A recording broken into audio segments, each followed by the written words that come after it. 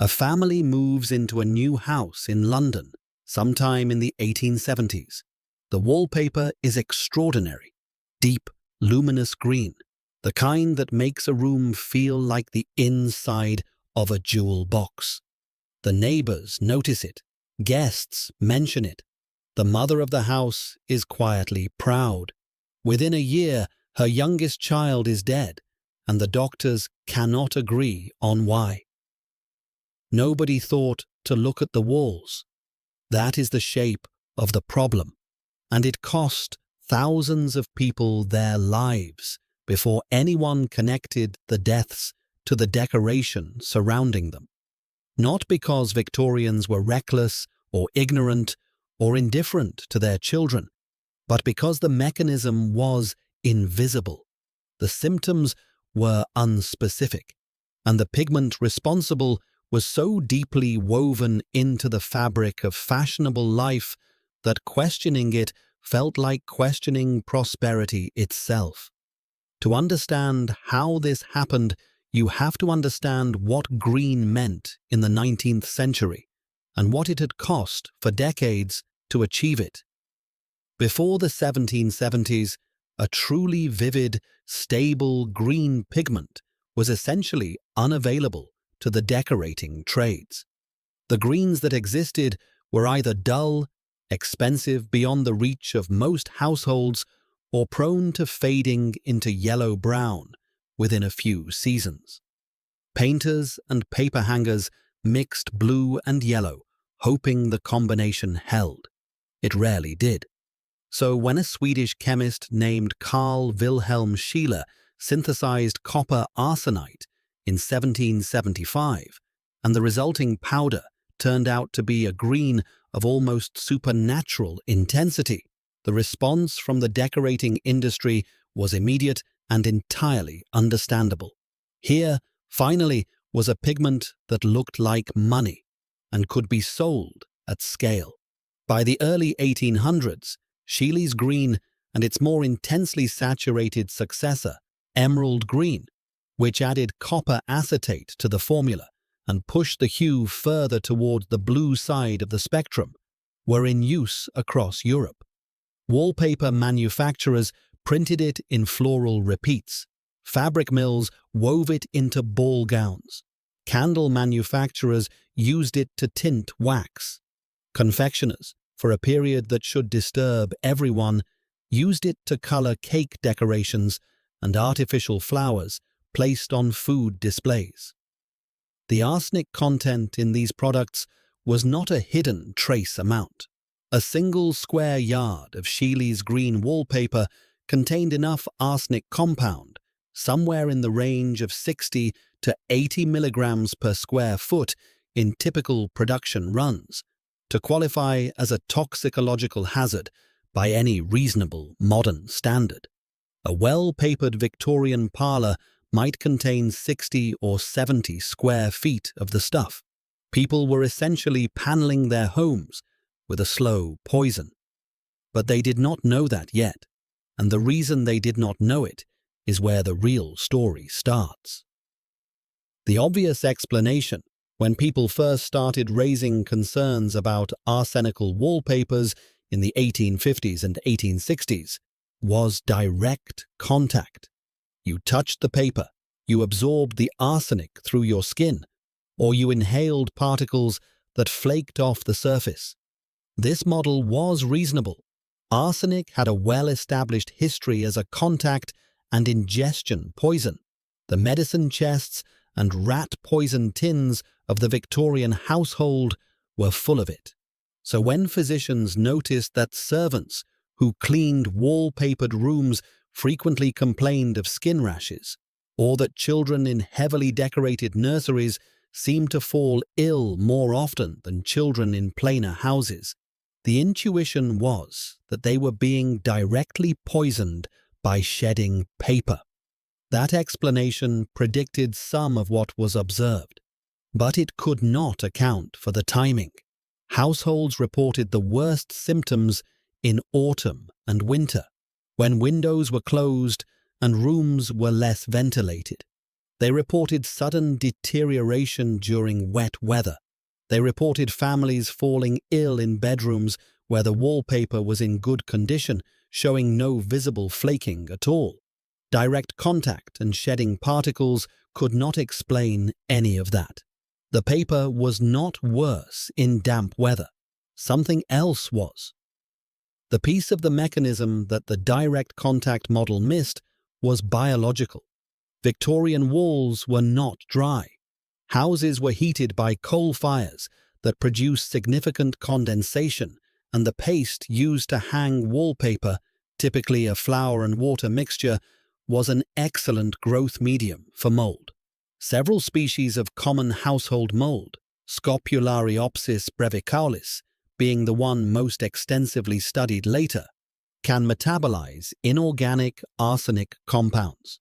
This is the process called biomethylation. The organism converts a solid, relatively stable arsenite salt into a volatile organo-arsenic compound. In the case of arsenical wallpaper, the product was trimethylarsine, a colorless, nearly odorless gas with a faint garlic-like smell that most people would not register as unusual in a smoky Victorian interior. Trimethylarsine is acutely toxic.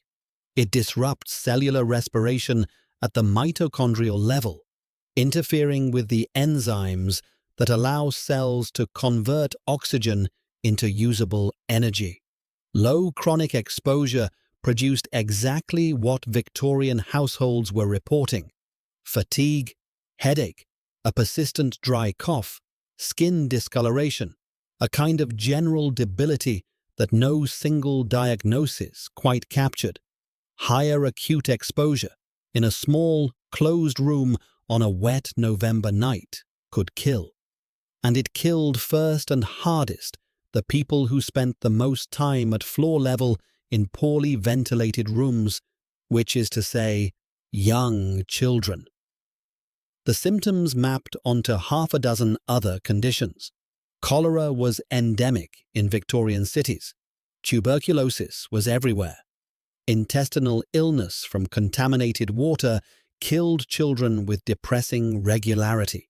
A child who died of arsenic gas poisoning in 1865 would have been recorded as dying of convulsions or wasting sickness or an inflammation of the stomach. The wallpaper would not have been noted in the physician's report. It was decorative background. It was not a medical variable. This is where the story becomes something more than a cautionary tale about a pigment. A physician named Thomas Orton published observations in 1857 linking a peculiar garlicky smell in certain sick rooms to arsenical wallpapers and reported improvement in patients after the papers were stripped. He was largely ignored. The wallpaper industry responded to early criticism not with investigation but with letters to newspapers asserting that the quantities of arsenic involved were medically insignificant. Some manufacturers voluntarily labeled their products as arsenite-free, which created an implied market pressure without forcing any actual change in the products that remained. The insight that finally began to close the case came not from a single dramatic experiment, but from an accumulation of chemical analysis, epidemiological pattern, and the slow recognition by a handful of physicians that damp conditions and enclosed spaces were the common variables in the worst cases. When the Italian chemist Bartolomeo Gosio isolated the garlic-smelling gas from moldy arsenical material in 1892 and demonstrated that it was a biological product of fungal metabolism, the mechanism was finally on paper. It was not skin contact. It was not flaking dust. It was the invisible output of a microorganism living inside the wall and converting a decorative pigment into something that behaved like a weapon. What any hard problem teaches, when you trace its full history, is that the most dangerous explanations are the plausible, incomplete ones. The direct contact model was not wrong. It was just not enough. It explained the visible evidence and blinded investigators to the evidence that was invisible. The mold was invisible. The gas was invisible. The causal chain ran through biology, chemistry, and domestic architecture simultaneously, and nobody in 1860 had a framework that connected all three. Here is the finished idea, stated plainly enough to pass on.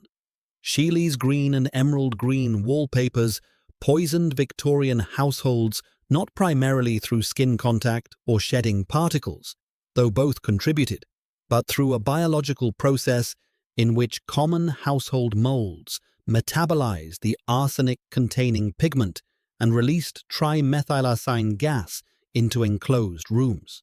Damp conditions accelerated this process. Closed rooms concentrated the gas. Children, spending more time at lower elevations in these rooms, received higher doses. The deaths were recorded as something else entirely, because nobody had yet built the conceptual bridge between a decorative material and a microbially produced airborne toxin. What this model still cannot fully account for is the variation in individual susceptibility. Two people in the same room, breathing the same air, could have very different outcomes, and the toxicology of chronic low-level trimethylarsine exposure in humans remains less studied than the acute cases.